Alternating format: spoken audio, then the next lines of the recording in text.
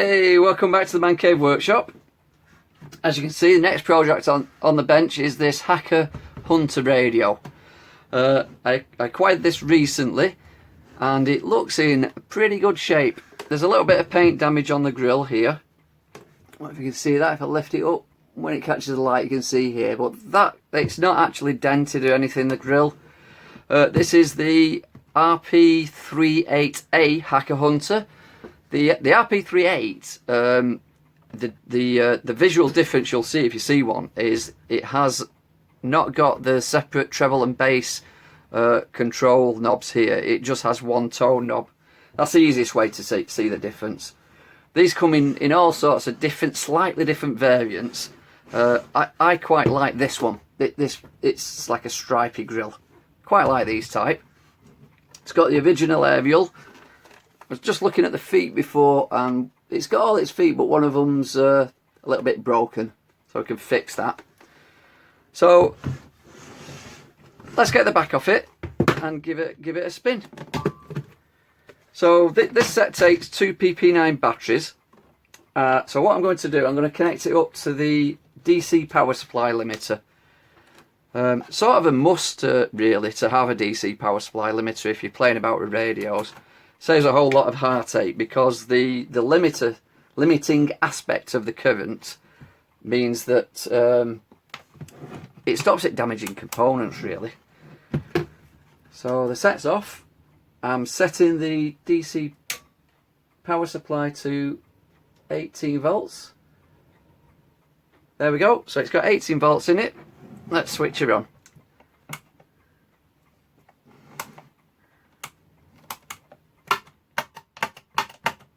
Make sure we've got the connections right.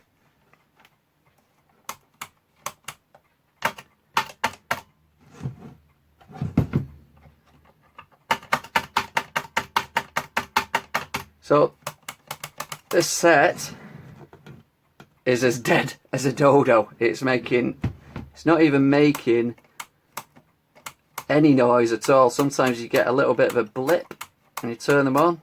This one is doing nothing. What can happen with these, well, all sorts can fail on them, but they take a negative pin here, and if somebody puts a positive pin on the adapter, 18 volts adapter you plug in, has to be negative pin. If you put a positive one in, it can cause all sorts of havoc. Don't know if that's happened to this one yet, so we need to do some basic things first. What I'm going to do is, first of all, I'm going to disconnect the power and I'm going to pop some cleaner into the switch bank to see if we got dirty switches. You never know. So a little bit of cleaner in each of these.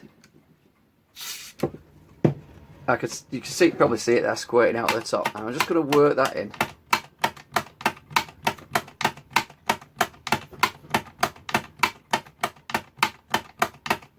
And let's try again. Let's put the power back on. Make sure I did actually connect this right. I think I did. Negative over there. Positive over there. 18 volts going in.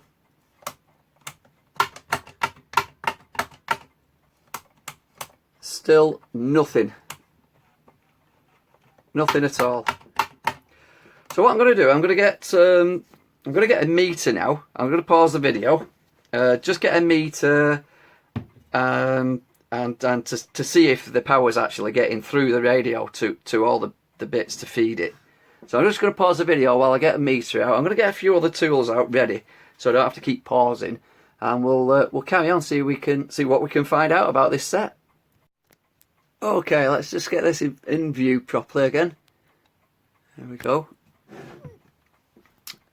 Right, okay, so I've got a meter ready in that, but first of all, and I did start doing this off camera, what I've been doing, I've just been checking, let me switch the power off again, just been checking for any loose wires anywhere, anything obvious,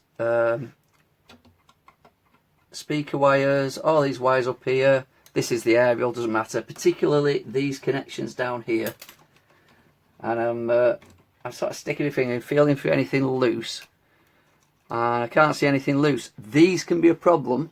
What I'm pointing at now is the amp board plug. Now that they can be a problem, so what I'm going to do is just pull that out, and I'm going to put a little bit of cleaner on the socket and on the plug. But to be honest, I've had a look at it and it looks very clean. Another very clean set, but this one don't work. So let's plug that back in. But let's put power on again and switch the set on. We should be getting something. I'm giving this amp board plug a wiggle around. It's got 18 volts going to it. Still nothing. So before I get all crazy and pull it all to bits, like I say, I've got the meter out because, and I am still quite a beginner, but I have done quite a few of these sets.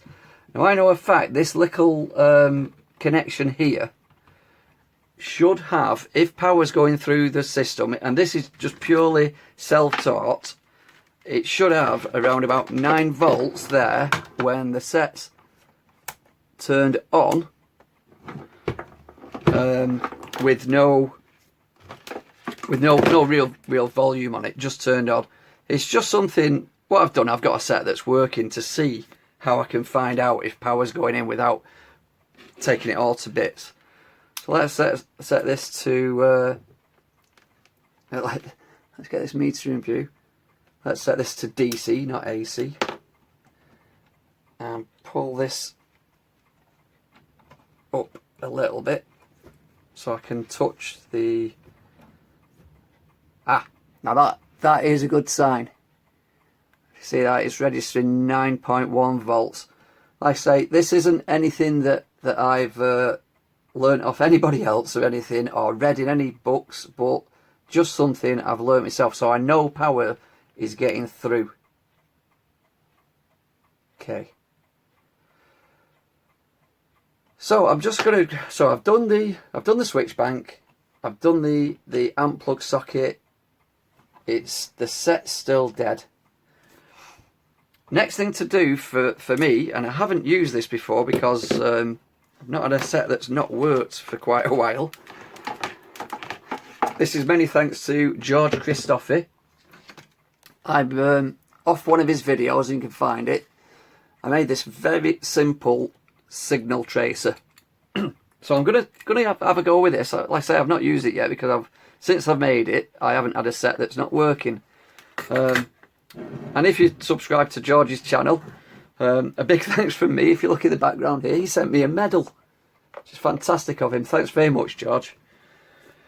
So I need to put a battery in this. If you want to make one of these yourself, do look at George Christophe's channel. Very easy to make, and hopefully it's going to come into play now and be used as a good tool. So I'm going to pause again while I just find a PP3 battery to stick in the signal tracer. So okay, let me try and get all this in shot. I've found a PP3 battery, so let's pop that on. It's all sorts of squirming noises, this. Sounds like a dying animal. Let's pop it onto an earth. I'll pop it on there. That quietens it down again, sticking the earth on. And I'm just going to, I might have a probe about. I'll be quite honest with you guys, I'm not quite sure where to probe on this side of the board, because these transistors I can't get to the legs to. If it was open I could, but I'm just going to rest this near it. I'm going to give this full volume. We're on medium wave, and already that is picking up, which is a good sign. Well, it was.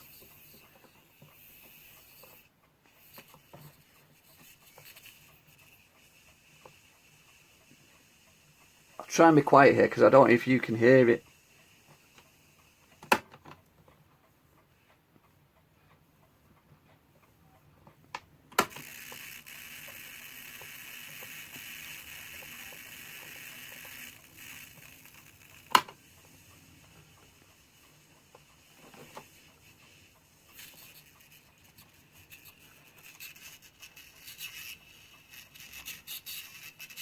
that's telling me that this board is picking up signal, which is a great sign. Now again, self-taught, I know for a fact to test the amp board that this big capacitor here sticking out the front, if you touch this leg, I mean, you can hit. I'm acting as an aerial myself.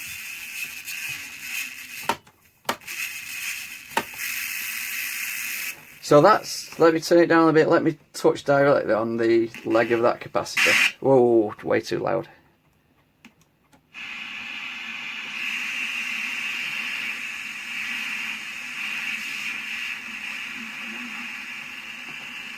We're on long wave there, medium wave.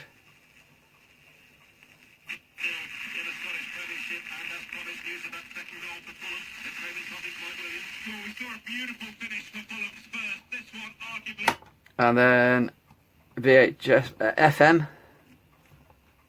We getting anything? Bit faint.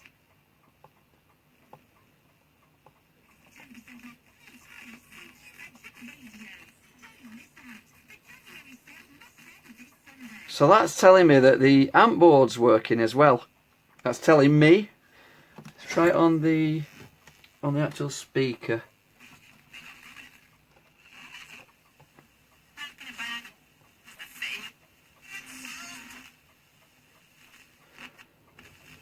So it's telling me that the speakers FM was quiet, but the aerial's down. If I put it onto medium wave,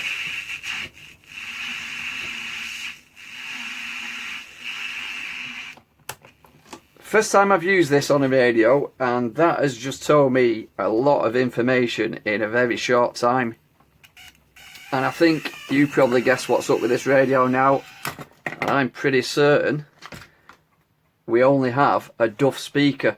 So I'm going to pause the video now and pull out another speaker above 15 ohms, or if I might have a Hunter speaker knocking about from a spare set. In fact, I know I have.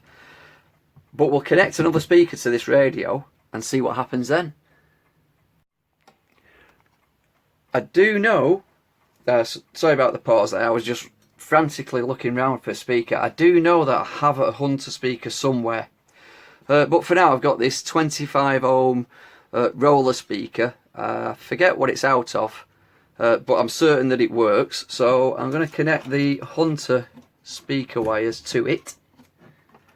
In fact, we'll just jump them over with a couple of test leads. I'm just connecting a terminal to there and a terminal to that one,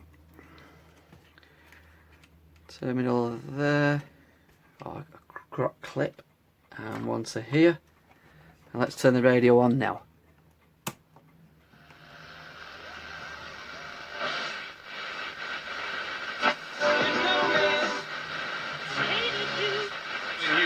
Shows how he carried on the glory that Shankly started through to European. So that's medium wave.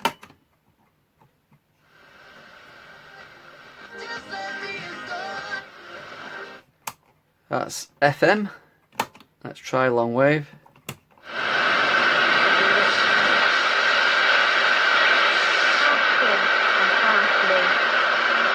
So all three bands are picking up. So we know now, and this is my first fault finding video that I've done, by the way. We know now that it's the speaker that's at fault.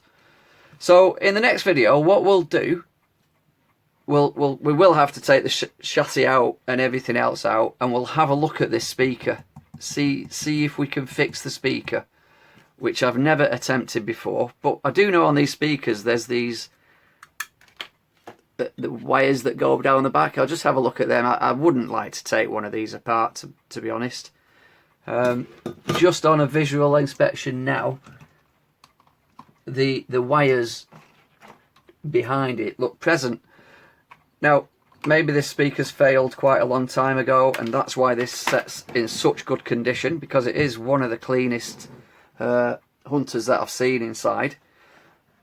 I mean, the speaker looks amazingly clean. And looking at that, you think, yeah, that's fine. So that's the first look at this Hacker Hunter. I hope you enjoyed it as much as I did. Like I say, if you get a video not working, there's a few steps to go through. First of all, the switch bank.